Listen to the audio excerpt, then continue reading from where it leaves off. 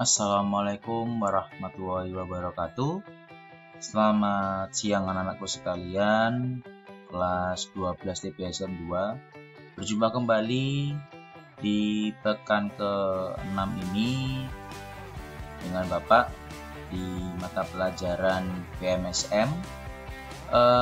Materi masih lanjutan tentang sistem rem tromol atau analisis gangguan sistem rem tromol dan perbaikan sistem rem tromol atau drum brake. Nah, pada kesempatan kali ini Bapak akan menjelaskan atau mengulas tentang pemeriksaan dan penyetelan rem tromol atau drum brake ya di pekan ke-6 ini. Maka setelah nanti Bapak menjelaskan atau menerangkan video presentasi mengenai pemeriksaan dan penyetelan rem tromol, Bapak ingatkan kembali untuk anak-anakku sekalian kelas 12 TPSM 2, setiap hari Senin atau di bulan September ini sampai seterusnya di pembelajaran sistem daring, hari Senin sampai hari Sabtu Bapak sampaikan kembali, Bapak ingatkan kembali untuk selalu melakukan absensi di e-learning dan absensi di Google Form yang sudah Bapak share di grup kelas, dan memasukkan email dan juga NIS. NIS itu nomor induk siswa, itu Bapak berikan pengkodean 001 untuk absen 1, absen 2 002 dan seterusnya ya, juga sesuai dengan grup database yang sudah Bapak share di grup kelas WA ya. Jadi nanti tolong kalian lihat kamu ada di absen berapa. Kalau kamu di absen 18 berarti kode NIS-nya kamu tulis 018. Jangan sampai keliru ya. Ini Bapak sampaikan ya. Nanti kamu ada melakukan absensi 2 kali. Yang pertama di e-learning itu untuk data BK, yang kedua adalah untuk data Bapak pribadi yaitu absensi wali kelas 12 TPSM 2. Sekali lagi itu tolong dilakukan absensi setiap hari Senin sampai Sabtu ya. Nah, untuk di pelajaran Bapak atau di absensi wali kelas itu Bapak beri waktu sampai 1 hari.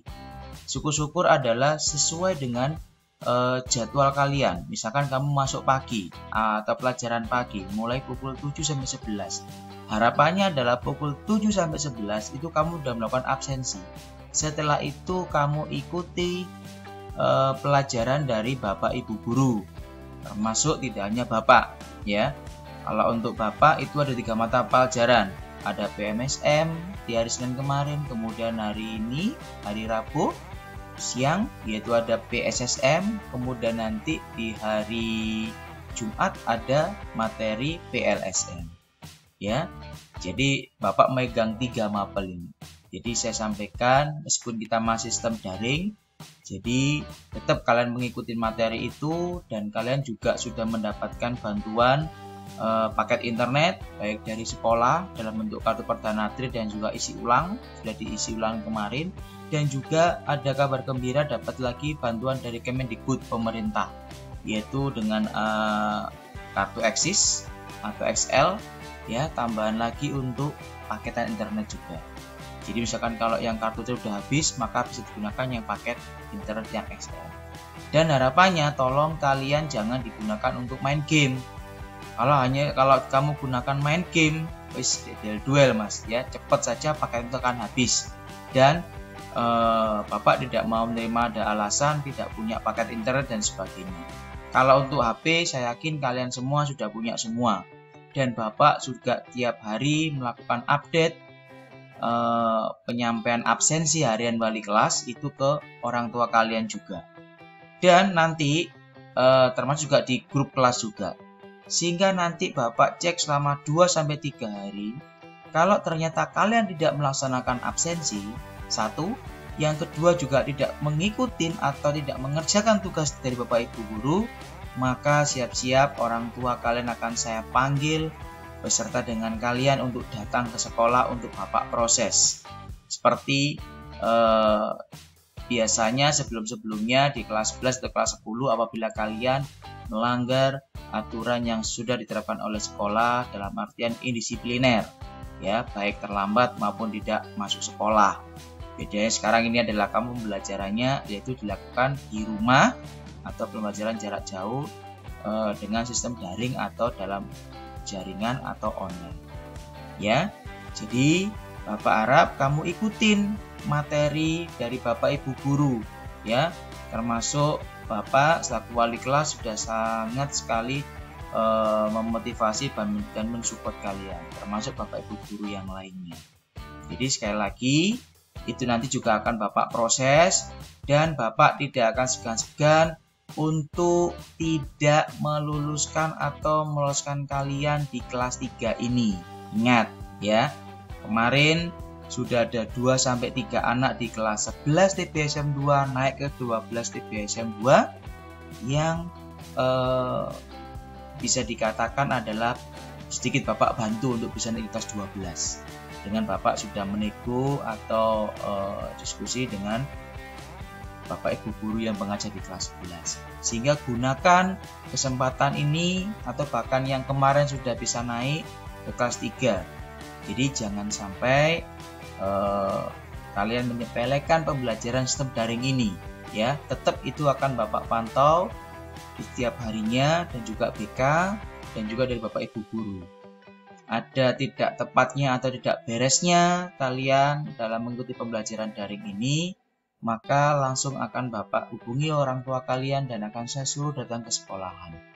Itu yang mungkin bisa Bapak sampaikan di pengantar sebelum Bapak menyampaikan materi tentang mata pelajaran PSSM, pembelajaran SAS sepeda motor, ya, di pekan ke-6 ini. Jadi nanti akan Bapak habiskan materi mengenai pemeriksaan dan penyetelan rem tromol, sehingga minggu ke-7 nanti akan Bapak adakan namanya penilaian harian. Ya, jadi semua siswa yang saya ajar akan saya adakan penilaian harian mulai minggu depan, mulai hari Senin sampai hari Sabtu yang Bapak ajar ke hari Jumat, ya. Itu akan Bapak adakan penilaian harian secara serentak, ya. Kemudian di minggu ke-8 adalah pekan remedian atau menyelesaikan tugas-tugas yang belum selesai. Di pekan ke-9 nanti ada bisa tambahan materi baru atau menyelesaikan mungkin ada yang masih kurang lagi dalam artian tugas-tugas dan pengerjaan nilai-nilai yang kurang di pelajaran Bapak.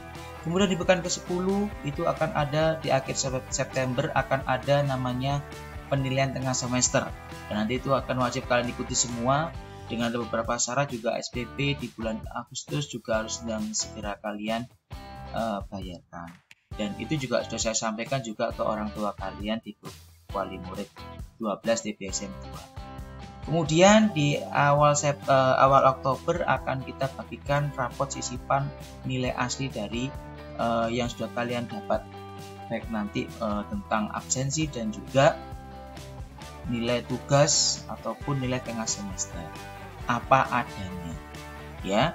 Jadi sekali lagi Bapak ingatkan, saya mohon 12 TBSM 2 tetap dijaga kompak, tetap HP-nya dikonekkan, tidak ada alasan Pak saya masih tidur dan sebagainya, bla bla bla dan sebagainya.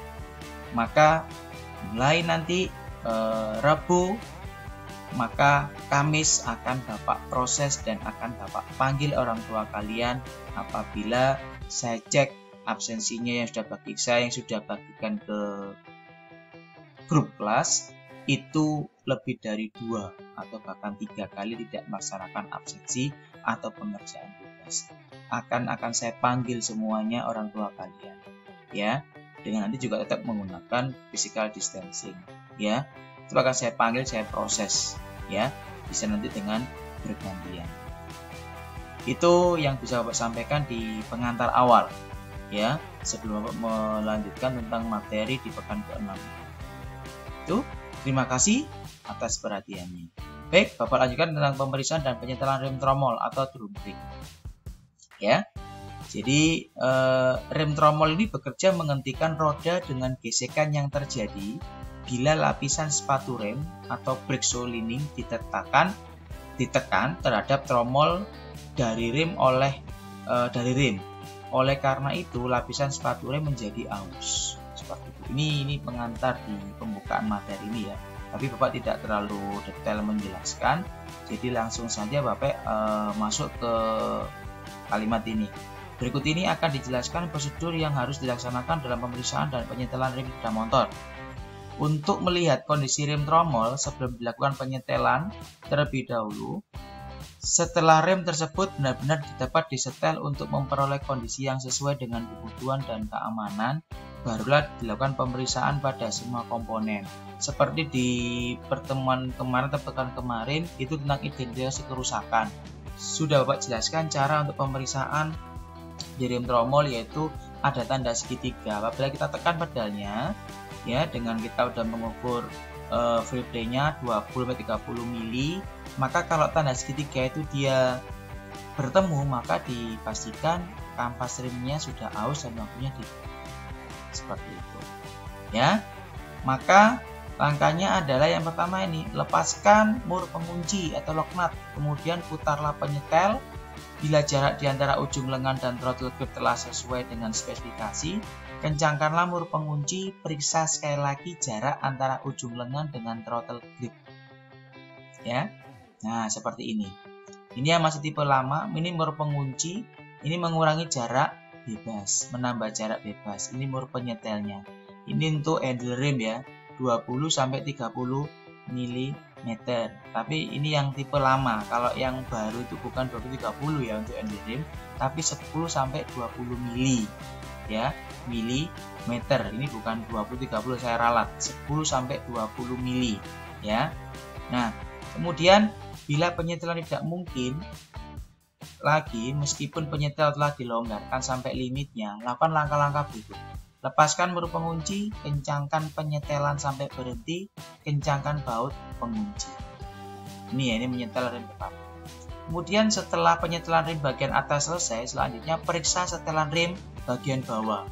Dengan langkah berikut, putar rem penyetel pada ujung kabel rem bagian bawah sesuai dengan spesifikasinya. Pastikan ujung kabel yang ditetapkan pada sisi grip tangan telah ditetapkan pada lengan rem. Putar mul penyetel sesuai alur dan harus diputar sedemikian rupa agar sesuai dengan pen. Nah, kemudian itu penyetelannya ya. Nah pemeriksaannya, setelah dilakukan penyetelan tapi rem tidak dapat bekerja dengan baik, maka langkah-langkah pemeriksaan sebagai berikut. Nah, ini diperiksa Mas ketebalan kampas remnya, ini harus dibongkar, kemudian diperiksa tebal kampas remnya atau sepatu remnya. Menggunakan apa? Menggunakan alat jangka sorong. Untuk berapa Pak batas limitnya? Itu bisa dilihat di buku BPR, buku pedoman reparasi, tergantung motor apa yang kamu bongkar kampas remnya. Kemudian apabila sepatu rem harus diganti, lakukan langkah pemeriksaan setelah roda depan dibuka. Setelah roda dibuka dan sepatu rem harus diganti, lakukan langkah-langkah pemeriksaan sebagai berikut. Nah, misalkan kalau sudah diganti, ya, maka dilihat di sini ada nggak guratan-guratannya. Nah, ini bisa dicek, ya. Nah, ini gurat-guratannya dicek. Pakai kertas amplas 100-900 ya, kita gosok, kertas gosok, ya kita haluskan, kemudian debunya kita bersihkan. Dan hati-hati debunya jangan sampai terlihat oleh hidung karena mengandung gas berbahaya. Karena dari bahan asbes, ya. Untuk kampas rem itu, bersihkan tromol dengan berasa kompresor atau lap ya, kemudian ukur diameter tromol. Nah, kita ukur diameter tromol menggunakan vernier caliper. Kalau belakang standarnya 30 mili, depan 10 mili. Nah, sama, gunakan diameter dalam. Kalau yang benturan kampas rem diameter luar seperti itu. Kemudian apabila terdapat ada keretakan pada bagian tromol atau luka, maka harus diganti seperti itu. Ya, nah ini untuk pemeriksaan dan penyetelan.